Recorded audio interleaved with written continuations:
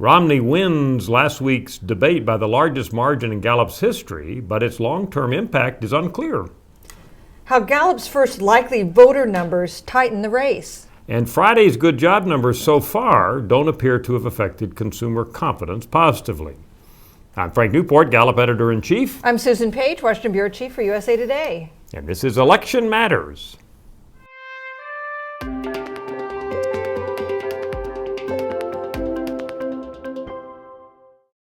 Well, Susan, our first debate's under our belts. It was held last week in Denver, and you were there. So before we even look at the numbers, the impression when you were there watching the debate, and particularly in the spin room after? Well, you know, you didn't need a poll to tell you that... hey, wait a minute. You didn't need a poll? You didn't need a poll to tell you that that Barack Obama did not do well in that debate. And I'll tell you why. In the filing center, there's a spin area right in front of where reporters sit and write their stories and monitor the debates. And as soon as the debate was over, it was flooded with Republican surrogates very eager to talk about how Mitt Romney had done.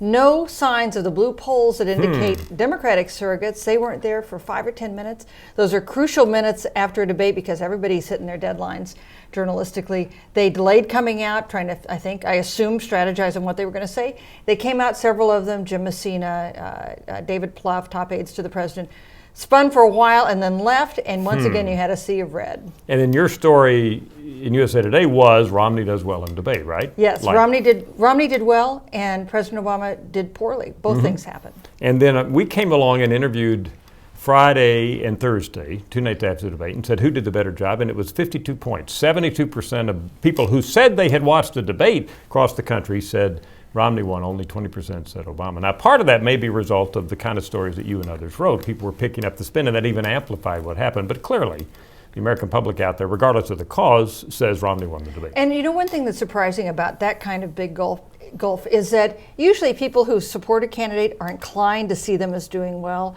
So often they'll side with their candidates, so like your sports team, even if they don't prevail. But that doesn't happen. That didn't happen in this poll. No, Republicans were by no means overwhelmingly going for Romney having won it all. Yeah. Now let's look at the data we track daily. So clear enough, on Thursday and Friday, we did have Romney doing better in the nightly tracking. So we put out a story saying if you put the 3 days together after the debate, clearly Romney did better than he did in the 3 days before. But you know, Susan, looking at the internals among registered voters, on Saturday and Sunday, Obama had picked back up again. So it's a little unclear that the Romney doing so well is having a long-term impact in the race. So a definite bump immediately after, but maybe one that fades quickly. Yeah, we'll wait and see, of course, what happens because we have to continue interviewing. And when we're waiting and seeing, we're about to begin to release likely voters as well as registered voters. And we've gone back a long ways on likely voters. It's an interesting concept, but basically trying to isolate near the end of the race the people we think are most likely to vote, and Romney does better. Because even if you're registered to vote, if you don't bother to vote, your vote doesn't count, obviously. And we usually see Republicans with an advantage because Republican voters tend to be older, better educated, higher income. Those are people more likely to vote. But sometimes Democrats have the kind of enthusiasm that narrows the Republican advantages we saw in 2008, but we're not seeing that this time. That's right. This race, it looks like, you know, Obama's ahead among registered voters, but it looks like, looking at all of our data up to leading to our release, first time we're going to put them out on Tuesday, it looks like it'd be about even among likely voters. So clearly, Romney's voters look better when we just isolate likely voters. A little reminiscent, our staff thinks, of what we saw in '96 when Clinton was way ahead of Bob Dole among registered voters, but at the end there, likely voters were much more likely to vote for Dole. Now Clinton won.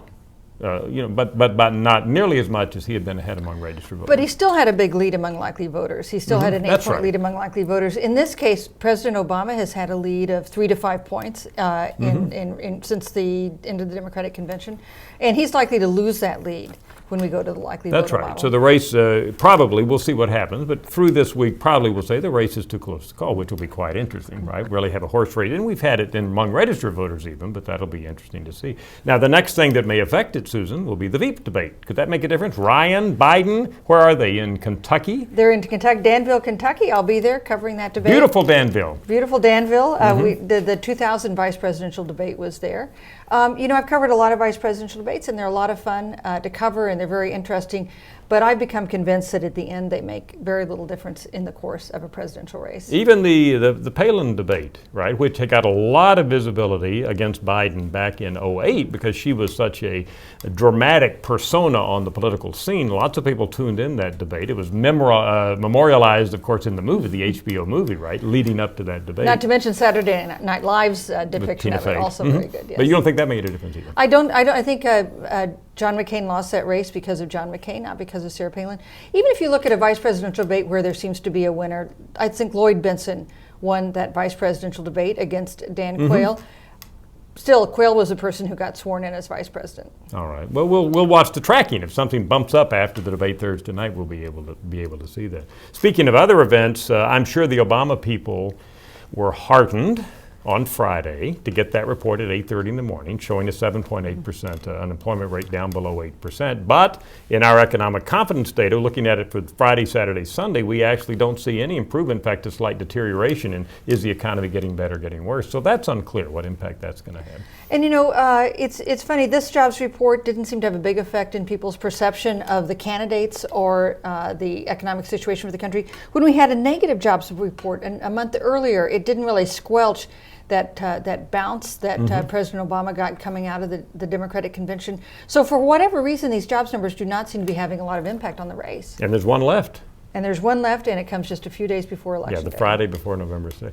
Final point here, Romney out fairly strongly on foreign policy, was he not, on Monday at BMI? Taking a tougher tone than President Obama, saying that he would take steps, for instance, to have our partner nations give bigger weapons to those rebels in Syria, trying to distinguish himself from President Obama when it comes to foreign policy, because this is an area of real advantage for the president. Yeah, in our last USA Today Gallup poll, Obama was ahead by about 13 points. Who would do the better job on foreign affairs? So clearly Romney's people have said, let's try to go at him on foreign affairs, which is unusual for a Democrat, at least recently, a strength for Obama. We'll see if it makes some impact. Yeah, and I don't think that the Romney people think they need to win the advantage on foreign policy, but they need he needs to seem credible as a commander-in-chief, I think.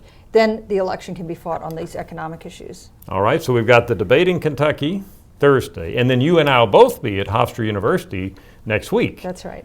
Where the second presidential debate is, and that's where we'll have town hall participants. The Gallup's helping involved to recruit from around Hofstra. That'll 80 plus will be there on stage, and they'll be the ones that'll be asking the questions. So that's going to be fascinating. And what do you look for in those 80 people?